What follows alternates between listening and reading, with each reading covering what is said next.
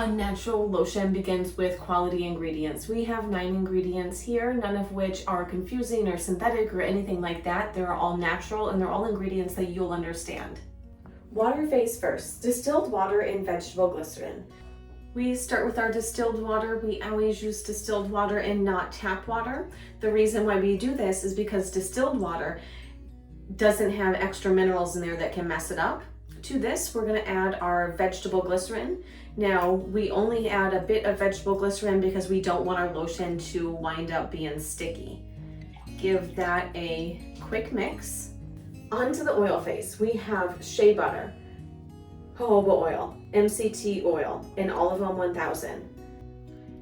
In a second heat-safe container, we go ahead, we add all of the oil phase. So we're going to pop in our shea butter, our jojoba oil, fractionated coconut oil, and Olive Oil 1000.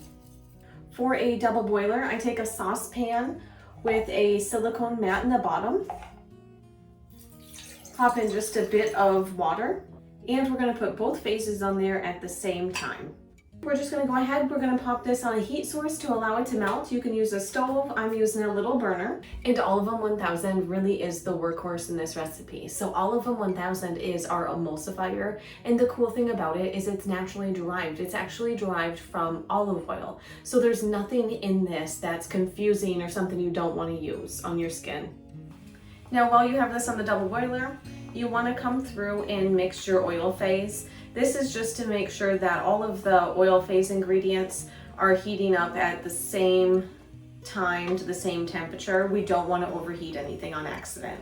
Once your oil phase is completely melted, go ahead, turn the heat off. When you pull these out of the double boiler, wipe the outside of the container off, get any of that water from inside the saucepan off of it. We take our oil phase, pop it right into the water phase. And then we'll come in right away with an immersion blender.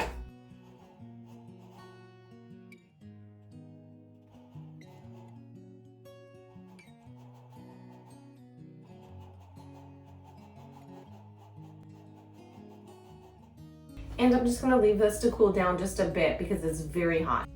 Once you're cooled down to below 120 degrees Fahrenheit, we're gonna go ahead, we're gonna add our preservative, essential oil, and at the same time, your vitamin E oil.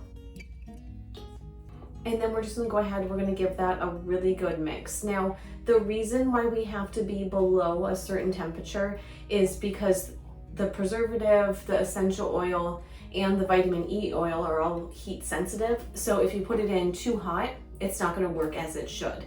Now, if you don't have an infrared thermometer, I just wait until it's like skin temperature. Like, you know how when you have a baby and you're testing the bottle like on your wrist, if you're about skin temperature, you know that it's cool enough, or you can just leave it on the counter to cool completely before you add it in. Either way is fine.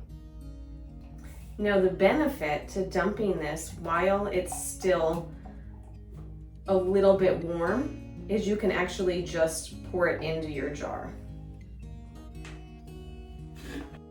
No, we don't want to put the lid on here just yet. That's because this is still warm. And as long as this is still warm, you'll get condensation in the lid, which can cause mold, bacteria, things like that. So go ahead, leave it unlidded. Unlidded? Is that a word? Leave the lid off of your lotion until it's completely cooled. And here's the thing, it's awfully thin right now, but as it cools, it's gonna thicken up. I'll be back when it cools down. And this right here is the final lotion consistency. It's all natural, it's absolutely delicious, and it feels amazing on your skin. Now, if you want something that's just a little bit more moisturizing, be sure to check out my body butter recipes.